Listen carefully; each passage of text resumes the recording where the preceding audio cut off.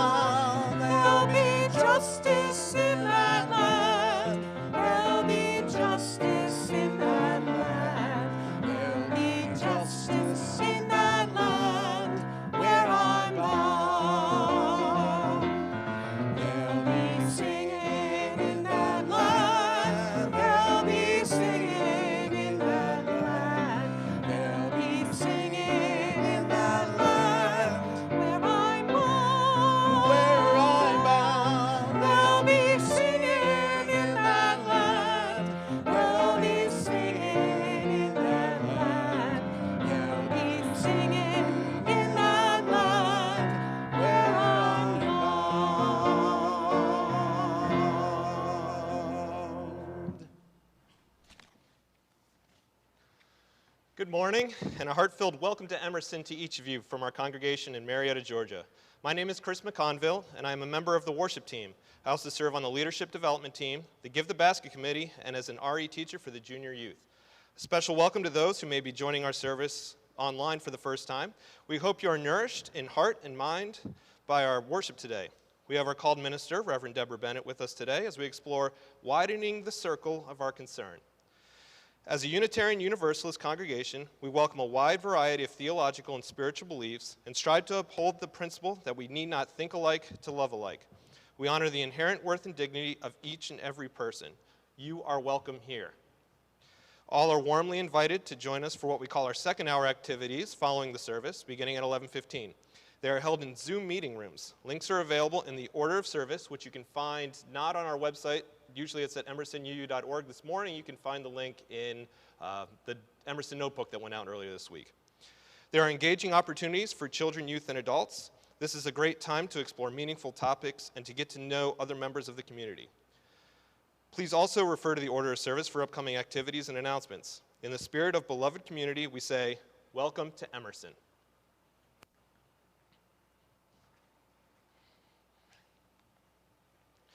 Our chalice lighting words today come from Reverend Scott Taylor. We who long for return, who long for repair, gather again to mend the tender strands of connection between each other, the world, and those parts of ourselves buried deep. We begin once more the work of welcome, of forgiveness, of renewing this weary, worn world. Come, friends, a new day, a new story awaits.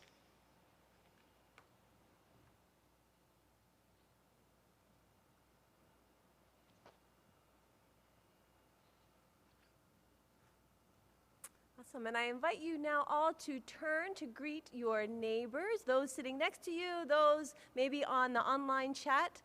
Greet them with our congregational affirmation. We need not think alike to love alike.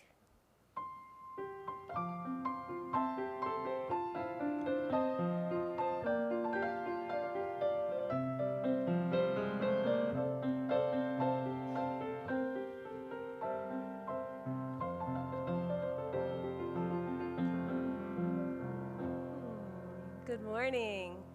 And I want to say this morning, I am feeling the pain of all of you who normally wear glasses. I don't normally, but also a mask, right? The fog, the fog effect is there. So blessings for all of you. Well, good morning. My name is Reverend Deborah Bennett, and as always, it is a joy to be with you. Thank you so much to our AV team and all that are here from our wonderful sanctuary in Marietta, Georgia. Woo! Yeah, I see they're cheering up there in the AV booth. Thank you for coming in.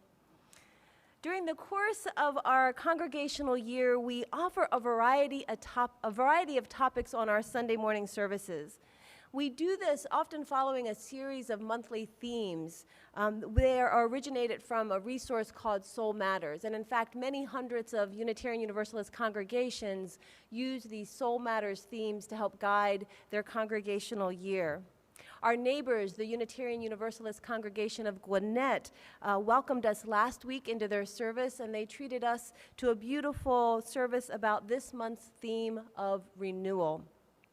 And we're going to continue this theme of renewal for the rest of the month over these next weeks as we explore this opportunity to renew our community, renew this community that affirms and promotes the inherent worth and dignity of all. So I hope you will be joining us for all of this month and feel renewed by our explorations. Renewing our commitments to our values is a vital act that we can do right now. It's more vital probably than it has ever been. We are living in really tumultuous times, a time when we face the choice of how will we respond to systems of oppression that we may not individually feel that we have created, but of which we are all a party to. If and where we choose to focus our attention has the potential to bring about great healing for our world or to keep us locked in these systems. The great writer and activist James Baldwin once wrote, "A country is only as good, only as strong as the people who make it up. And the country turns into what the people want it to become." I don't believe any longer that we can afford to say that it is entirely out of our hands. We made the world we're living in, and we have to make it over. I believe he is right. How about you? Let's join together this morning. Please rise your body. If you are able, rise your spirits. Let your neighbors hear you singing our opening hymn as a way to renew your commitment to our faith and to the work of this community. Please join us, join our hymn singers, Abby and Matthew, this morning as we sing our opening hymn, Gather the Spirit.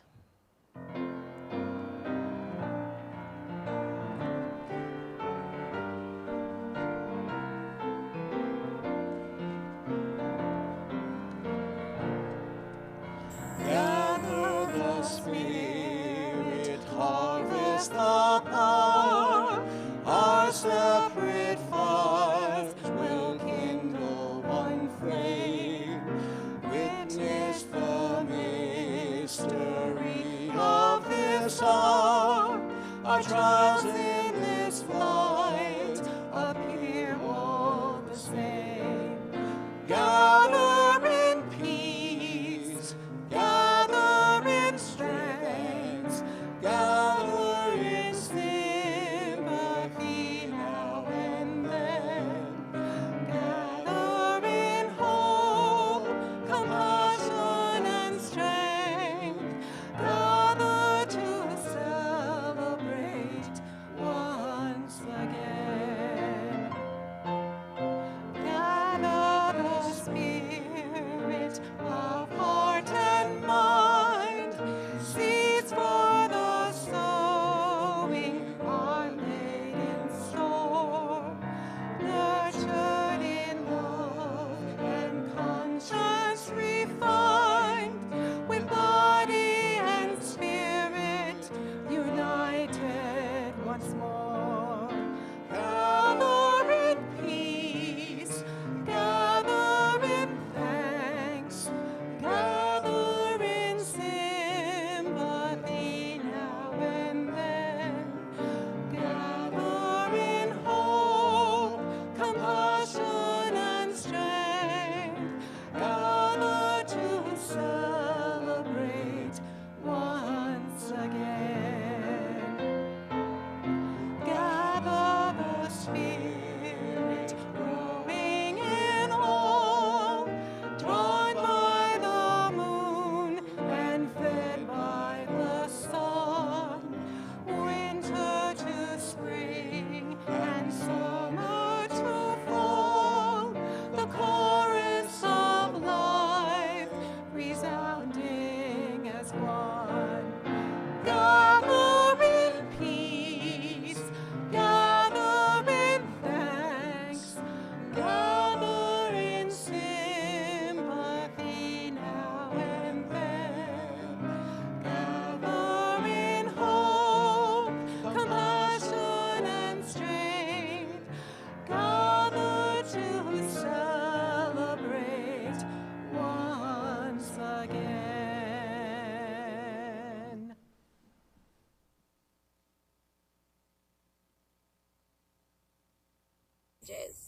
I'm out here in the woods, as you can see, and there's a creek right beside me and a great big tree. I think of this as the standardized tree, and you'll see why in just a second. Being out here made me think of this wonderful story called Forest School. It's about how the parents of the children of the forest came together and decided that their children needed a standardized education. The baby ducks and the baby bunnies and the baby squirrels, they all needed to learn the same so that they could be equal. So a school was formed, and 3 important tasks had to be learned in this school: flying, running, and climbing. So first up were the baby ducks. They were very, very good swimmers, and some of them were okay at flying, but they were all terrible at running. So a specialized teacher was brought in to teach them how to run better. Every day they went to school early and they worked on their running. But this made their poor webbed feet so sore that they could barely swim, and their flying did not improve. Next came the bunnies. The bunnies were very good at running. Well, hopping. They were terrible at climbing, and they weren't very good at swimming either. Again, a special teacher was brought in to teach the baby bunnies how to swim. They would stay late every day after class and work on their swimming. It did not improve. In fact, it was so bad that some of the baby bunnies started to lose their fur. Finally, it was the squirrels. The squirrels were the very best climbers, but they weren't the best at flying. In fact, they couldn't fly at all. Not in the way that the teacher said they needed to fly. They could climb up the trees and jump down and fly the way that squirrels fly, but they couldn't fly from the ground, and that was what was required in this standardized school. So again, a special teacher was brought in, and every day at lunch, the squirrels would go out and they would flap and flap and flap their arms, because that was how they were going to fly. They were going to strengthen their flying muscles. Squirrels don't have flying muscles. The squirrels' flying did not improve, their swimming did not improve, and their climbing suffered because of all the flying practice. Things were not going very well in the forest school. The parents of the forest children got together and had a discussion. Either the school was going to need to change, or the children of the forest were going to need to change. All the parents of the children of the forest thought long and hard about this. They couldn't change their babies, but they could change the school. So they decided to create a new school where there was space for everyone. And they did. And the children of the forest got better at the things that they were good at. And the things they weren't the best at, they learned from one another and sometimes accepted that it just wasn't for them. And this brought a lot of happiness to the forest. I hope that you can find something that you're good at this week.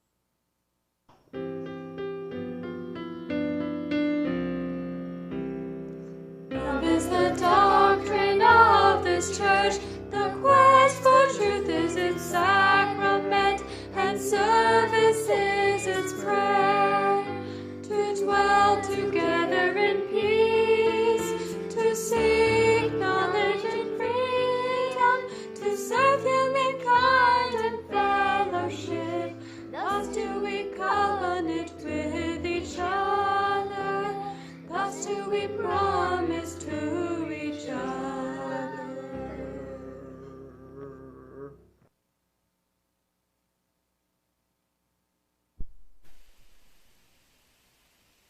Thank you, Lauren, for leading the story for all ages.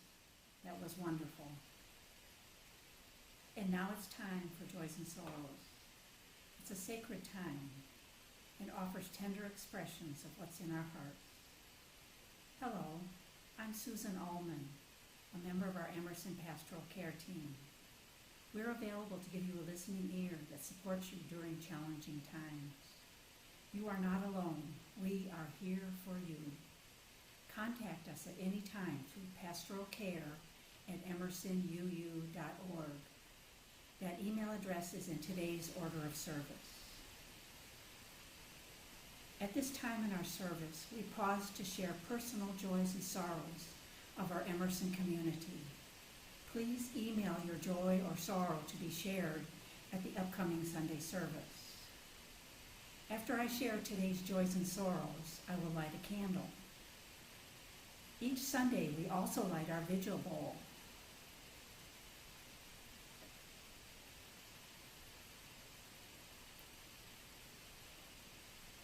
Its light represents the light of hope for peaceful resolution of all conflicts on our planet. And it honors the dedicated people who serve us, especially in the front lines fighting the COVID-19 battle.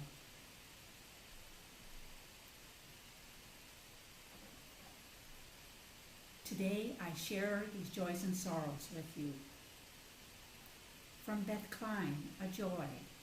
I had elbow and tendon surgery before Labor Day, and I have 4 weeks of recovery time ahead in a cast.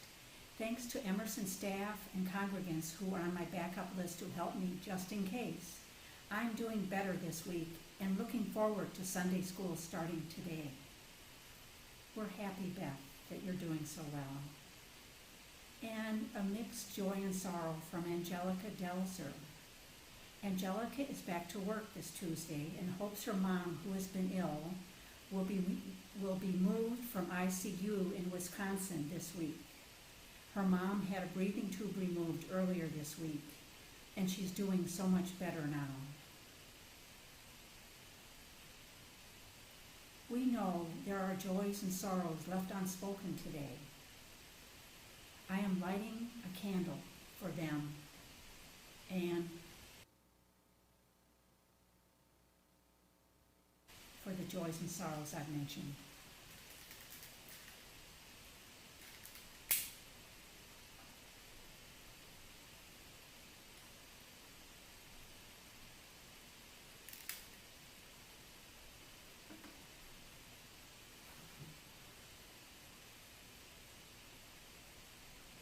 Now, please feel free to speak the name aloud of anyone you hold closely in your heart today.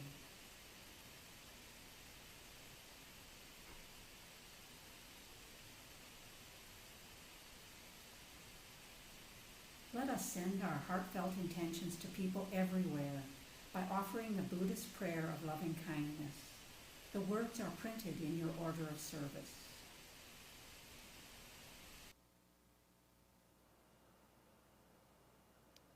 May all beings be filled with loving kindness. May they be free from harm and suffering. May they be well in body, heart, and mind. May they be at peace. And I have an additional note this morning I'd like to add. It's from Denise Carden. Denise lets her know, my son and grandkids have been separated from their wife and mom for about a year due to Air Force orders that had my daughter-in-law in Texas on a temporary assignment, while my son had to hold down the fort in their new home in Travis Air Force Base in California. Last week, she reunited with the family, and they are whole again. But with all the joys this brings, their new home was within a mile of the evacuation zone near Sacramento, and the air is full of smoke and ash. Moreover, the entire Travis Air Force Base had to be evacuated last week. They too have returned home. This entire region is touch and go. I would very much appreciate prayers, good vibes, etc. to my family and beyond in all 3 states. I am so grateful that my son has such a deep appreciation for nature. Time permitting, and because of the air quality, he and family on roads less traveled and find peaceful solace among the redwood trees. So let's all hold all of those impacted by these devastating fires in the Northwest and in California. Let's hold them all in our hearts this morning. Each week we repeat those words of the Buddhist meditation, the prayer of loving kindness. We do it after we light the candles and after we hold people in our hearts. And so today for our meditation, I'm going to invite us to go deeper into this practice. It's called a metta practice because it refers to loving kindness and how to extend that loving kindness to widen our circle of concern. So as you're ready, I'm going to invite you to find some space that feels comfortable for you. For this meditation, if it's safe for you to do so, feel free to lie down, Bruce, not you, and find something that's comfortable. You perhaps may want to close your eyes or just have soft eyes so that you can draw your focus inward. We're going to be drawing our focus to ourselves and then to other people as well. So please take a moment to find your own center. And we begin this meditation with ourselves, sometimes the hardest place to begin, but definitely necessary. So with your eyes closed or soft, visualize yourself just as you are. Imagine yourself this morning looking in the mirror. Just gaze at your own form. Notice all the things you might love about yourself and all those things that maybe you are judging this morning. See yourself in your mind's eye in the mirror.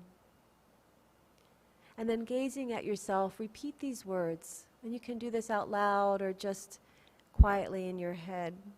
But gazing at yourself, repeat these words.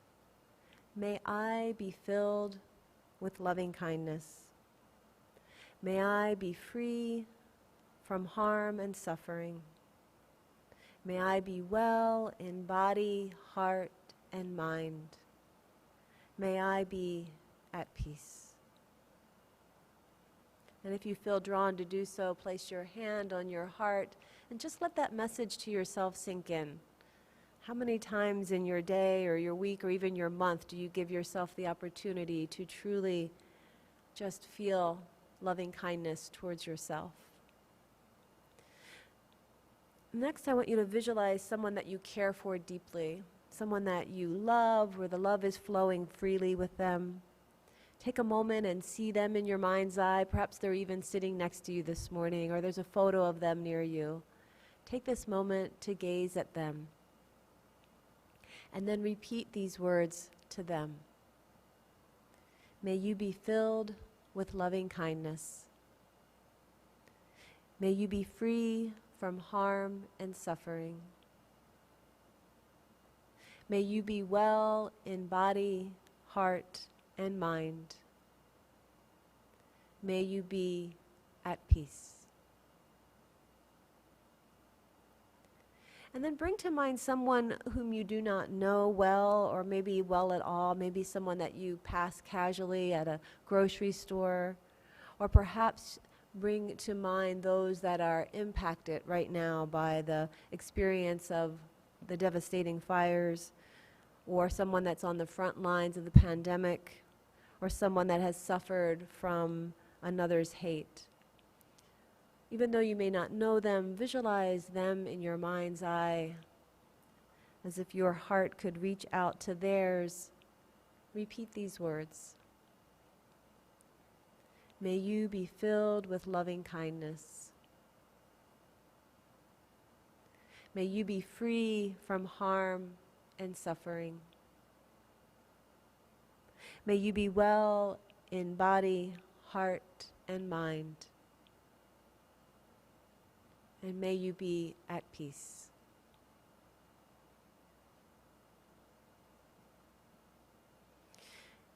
And then bring to your mind's eye someone with whom you have a personal conflict. Someone who you have struggled with to be open-hearted with. Make this someone that you actually know or have encountered. Visualize that person in your mind's eye now. And repeat these words to them. May you be filled with loving kindness. May you be free from harm and suffering. May you be well in body, heart, and mind. May you be at peace. And taking a final moment, perhaps again bringing your hand to your heart, feel what it feels like to widen your circle of care, to widen your ability to send love to yourself and to all that surrounds you. Blessed be.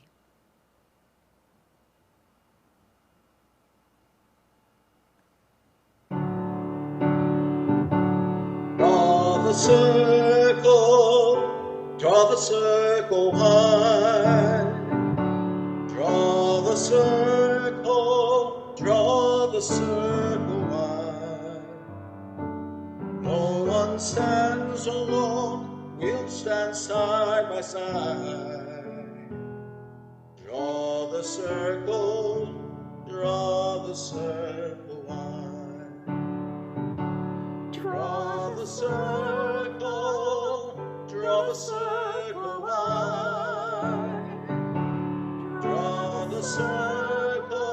Draw the circle wide. No one stands alone, we'll stand side by side. Draw the circle wide. Draw the circle wide. Draw it wider still.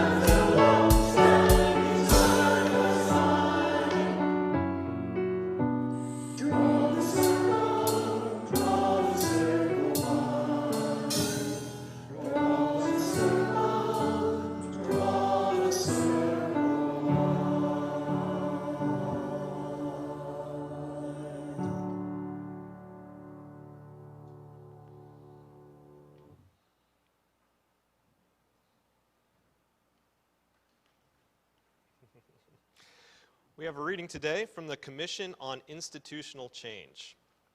We begin with the premise in all our work that the values of Unitarian Universalism cannot be realized in a system that is centered around one cultural expression. In fact, the centering of white culture and values has stymied the development of a full range of cultural expressions.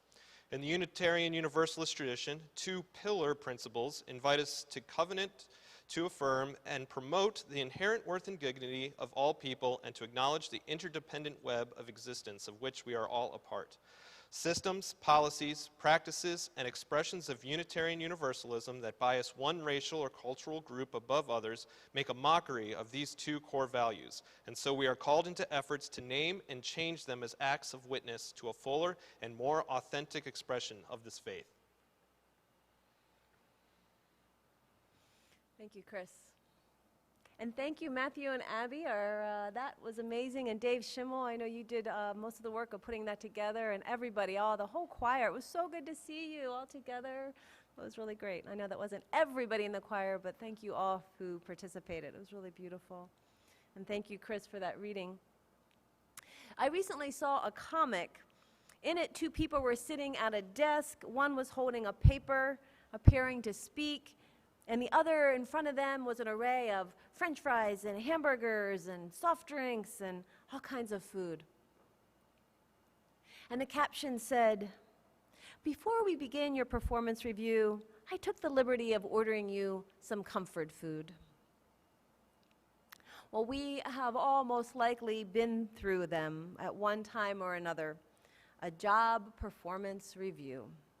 It's that time when we get to decide how much we will either defend ourselves or blame the reviewer for not seeing us totally correctly, or alternatively listen deeply and take in what is being offered, letting it help us grow. Well, we, the collective we of Unitarian Universalism, has received a performance review of sorts recently, and we are now going to get to decide how we respond. The review I'm speaking of came in the form of the report of the Unitarian Universalist Association's Commission on Institutional Change. It was years in the making, and it's an evaluation of this Unitarian Universalist faith, its institutions and congregations. Now, before I talk about what it describes, let me give some background information for those of you that may be new to how Unitarian Universalism works. Unitarian Universalism has a style of governance known as congregational polity. Basically, this means that each individual congregation, such as Emerson, is a self-governing and self-sustaining organization. We at Emerson do not receive financial support from some central outside source, nor do we take direction from a central governing body. We are free to organize ourselves and to engage in our faith in any way that this group of people decide to do. Now, because going it totally alone would be isolating and frankly just not fun, congregations that identify as Unitarian Universalists often join together in an association called the Unitarian Universalist Association, often referred to as the UUA. Emerson has done this. So we support this organization, the UUA, with financial contributions, and they provide us with resources and support to help us live our faith. Now, in 2016, after a controversial hiring decision in one of the UUA's regional offices, it became obvious that the UUA as an institution and all of our congregations as an extension of that institution were in need of what I'll call a job performance review, specifically around the issues of power and racism. So in 2017, the Board of Trustees of the UUA chartered the Commission on Institutional Change. The charge given was to conduct an audit of the power structures and analyze systemic racism and white supremacy culture within the association. And I'm going to pause for just a second because I think those are big words, and they're words that we in this congregation have not spent a whole lot of time on. Systemic racism and white supremacy culture. These are words that even just a few years ago were not hardly ever heard in American culture. I remember just 3 years ago in seminary having really difficult conversations with friends and family using these terms. They often became very defensive. Now, if you're a listener of NPR or other progressive radio stations or news outlets, you'll know that these are terms that are now being used very consistently, and their definitions are out there, and people are not only grappling with these ideas, but also really starting to acknowledge that we do live in a society that centralizes whiteness, that prioritizes the white experience, and is a white supremacist culture. Now, I'll admit that I myself struggled with these terms as well in seminary and prior to seminary, so I think there's work to do for all of us.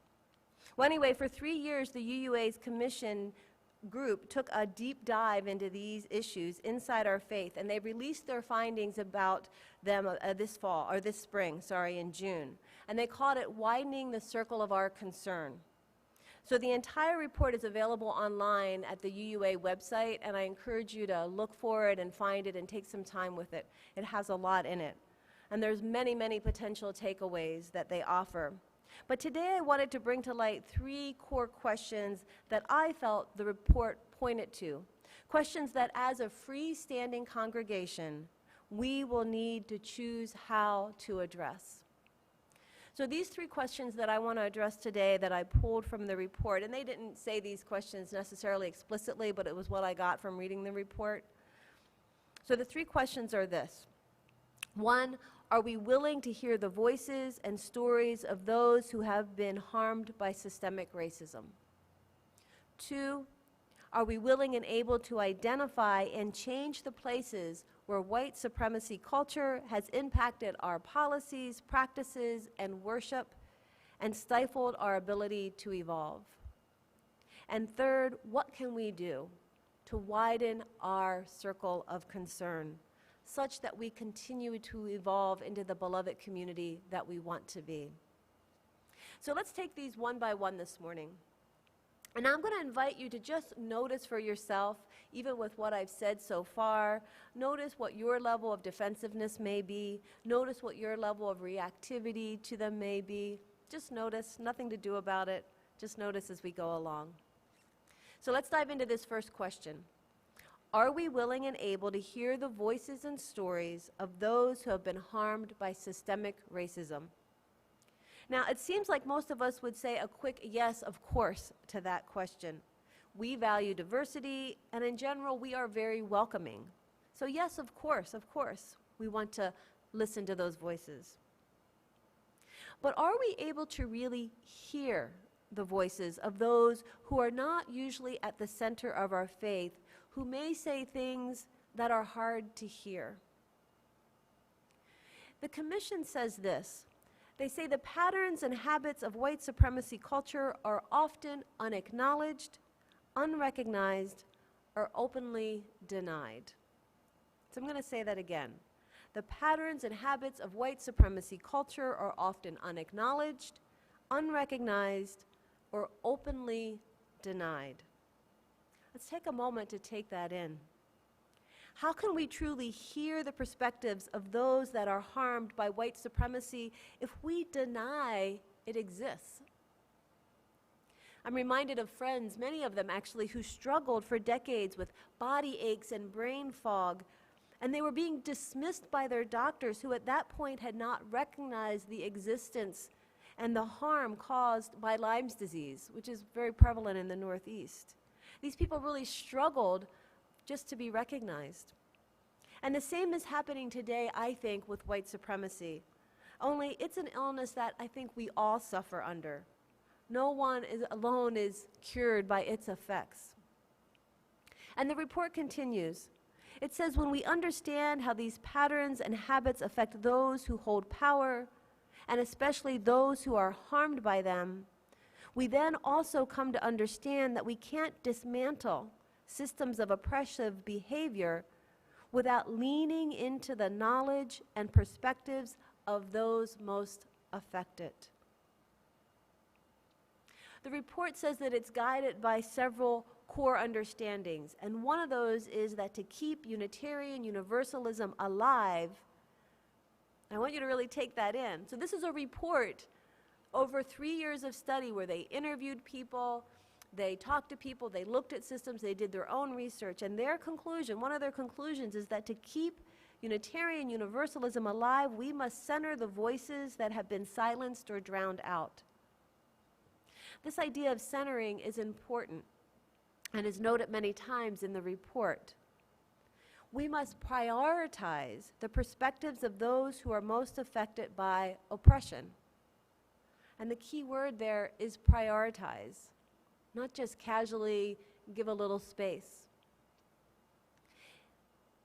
James Cone, the author, says this. He says, "Indeed, our survival and liberation depend upon our recognition of the truth when it is spoken and lived by the people.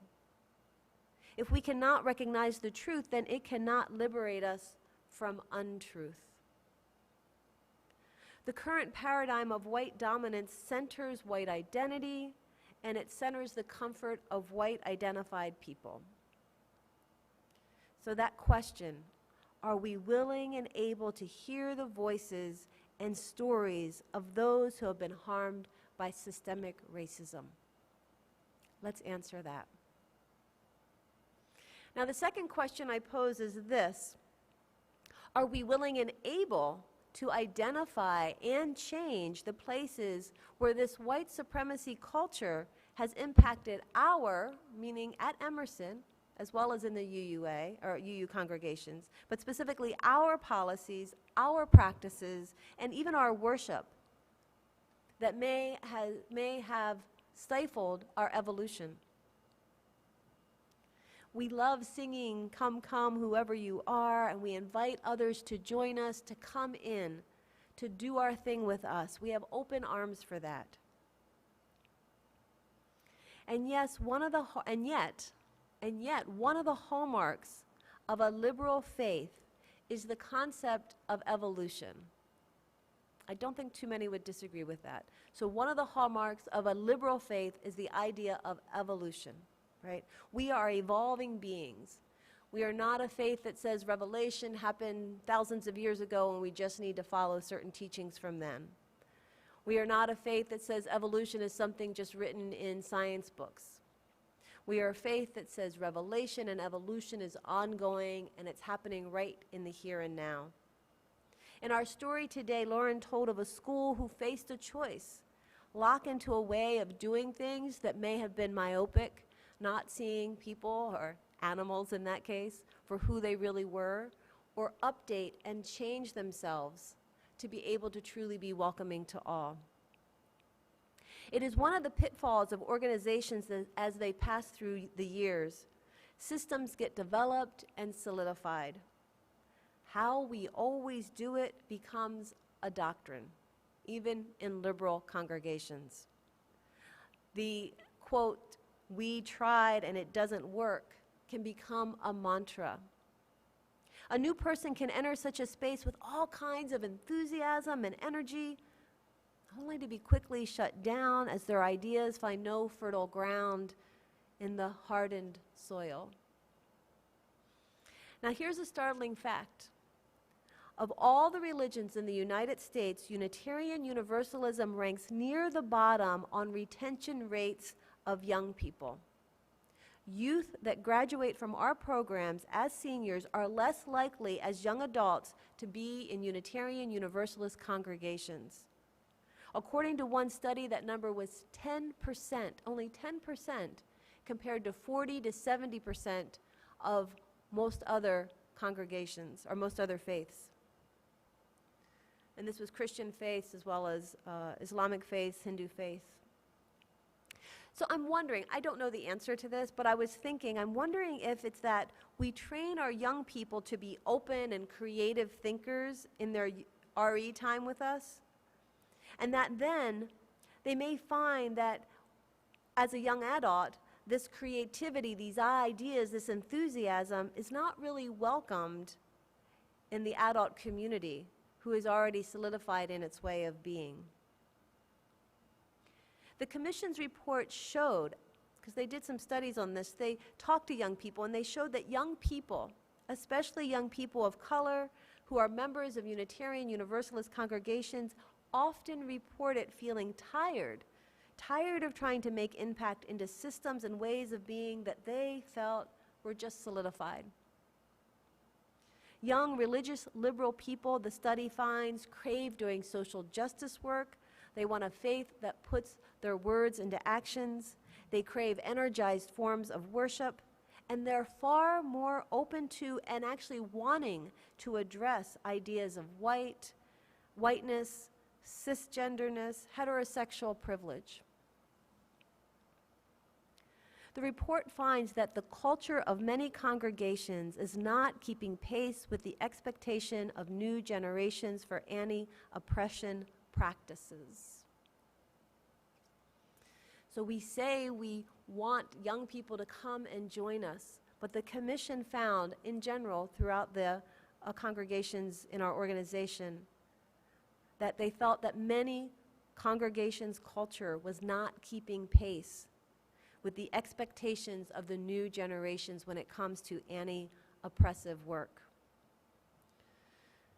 The report warned, it is urgent that we recognize that those among the newer generations and marginalized identities represented in Unitarian Universalism have begun to lose hope that our congregations will ever choose to change. These communities and individuals are therefore less willing to continue to give their time, their energy, and their resources and emotional labor in order to do the work of teaching and leading for internal justice at the congregational level. This was hard for me to read. I don't know if it's hard for you to hear. I had a lot of yeah buts. You know, I really wanted to struggle with that and say, but we are welcoming, and we do welcome them. But I really had to sit back and ask myself some really hard questions about how we do what we do here. The Commission report notes that there are 3 critical divides in our congregations. And again, they looked at many congregations. So this isn't specific to Emerson, but see where this reflects at Emerson as well. So they noted that there's 3 critical divides within our association. The first is this, that we are a faith which primarily consists of people who come into it versus are born into it. And that many of those who came in during the 1960s, 70s, and 80s were interested mostly in getting away from religious practices that they felt were non-rational, demeaning, or illogical. They were attracted to our faith for what it was not. It was not creedal. It was not hierarchical. And the emphasis was often on personal freedom, where in recent decades, more of those entering our doors have been attracted to the tenets and the work of the faith. So the report notes, so that's the first piece, that there's this divide between, are you coming in, what are you coming in for? Are you coming in for the freedom, or are you coming in for the principles and the connection? Not that they're mutually exclusive, but I think you get the point. So then the report notes the second critical divide.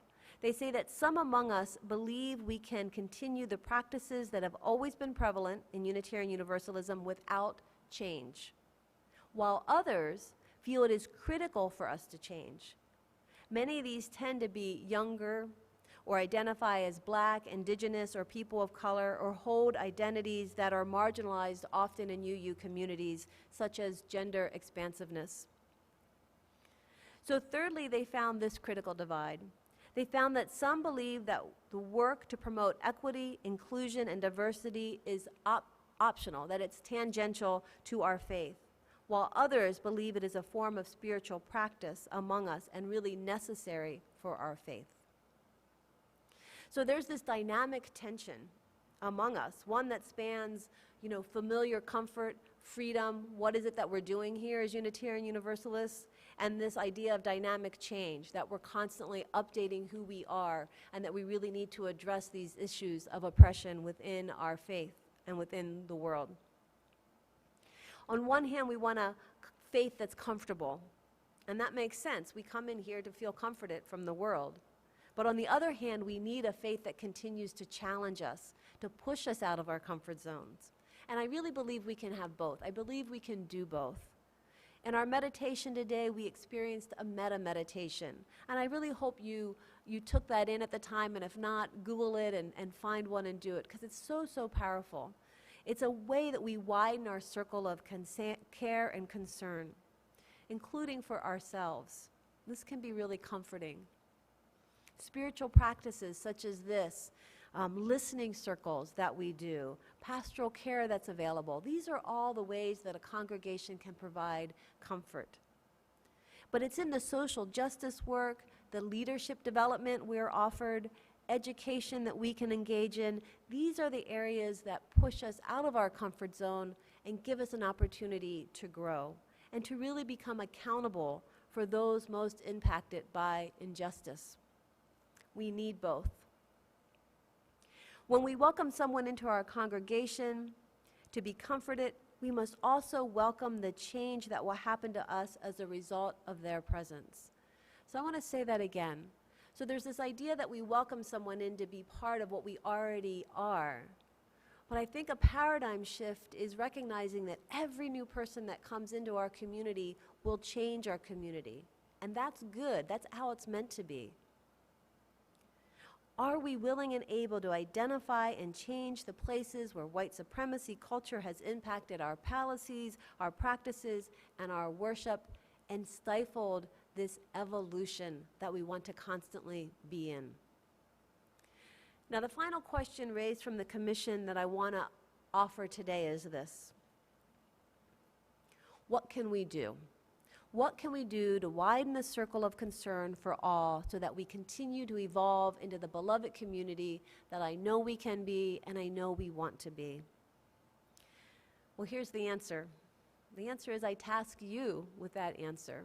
It's really a question that all of us need to look at together, and that we all need to come up with our own individual answers and our collective answers. What can we do? I'm wondering what you are inspired to do.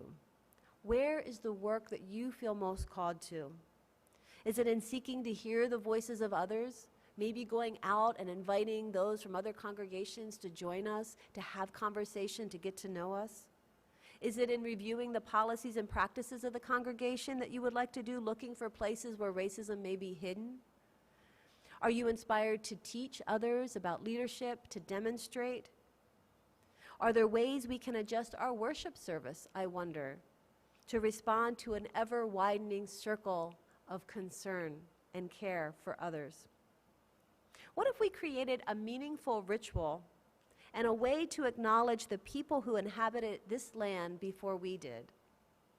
How would that impact our worship if every Sunday morning we started from that place, acknowledging that there's a wider circle here, right from this land, people that have been harmed by white supremacy culture hundreds of years ago?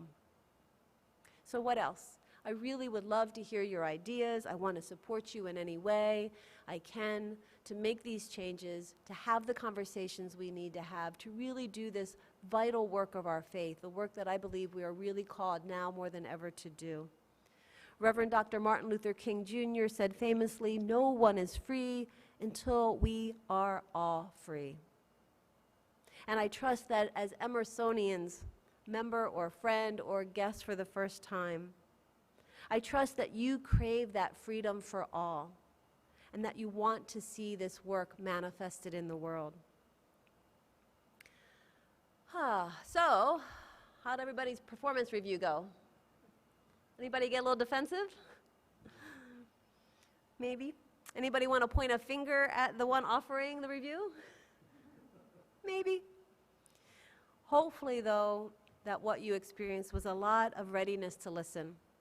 And listen deeply and ask, how can this help us all grow? So may we all continue to widen the circle of our concern. May you feel comforted by your time here in this community and knowing that you are part of this circle as well. Blessed be. Oh, let's sing. Let's sing. We have a beautiful song, De Colores. Please rise in body or spirit, sing out, and join our singers.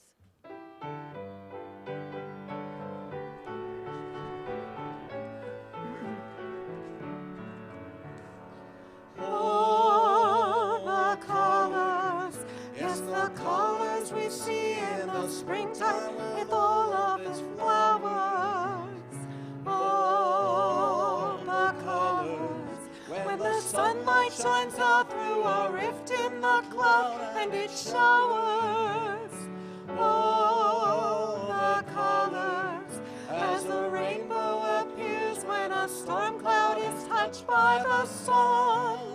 All the colors abound for the whole world around and for everyone under the sun.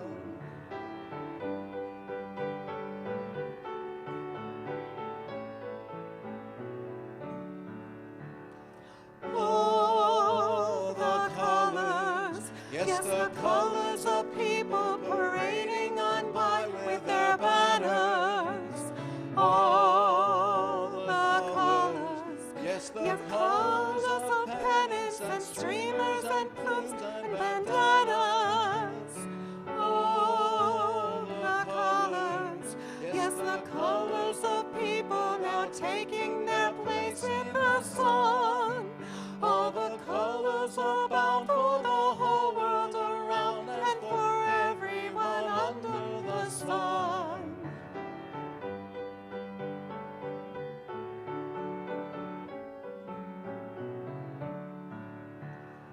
All the colors, yes, the black and the white and the red and the brown and the yellow.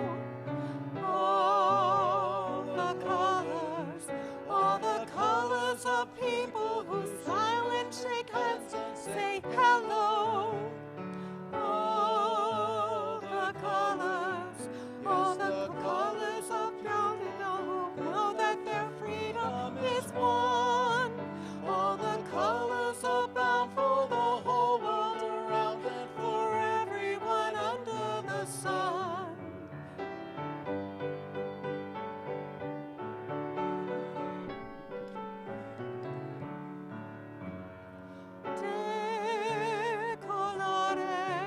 De colores se visan los campos sobre la primavera.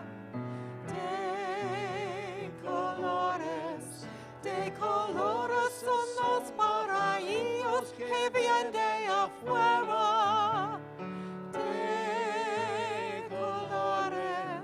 De colores es el arco iris que vamos lucir.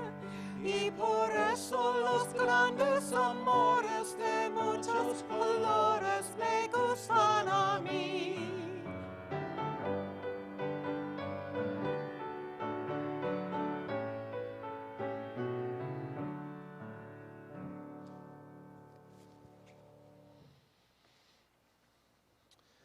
As our worship comes to an end, we hope that you feel nurtured in heart and mind by our time together. We invite you to conclude your time of worship with one final act. As you are able, please affirm your support for the sustainability of this congregation and the ongoing ministries that we share through a monetary offering. When we give, we say yes to something we value. We sincerely hope that you have found great value here today and will return again and again to worship and to join as a community working for a positive change in our world. To make a contribution, text the words pledge or gift to 678-553-9485. You will see this number on your screen. You can also text GTB to support our Give the Basket recipient this month, the Link Counseling Center. Thank you for all you do to make Emerson a truly beloved community.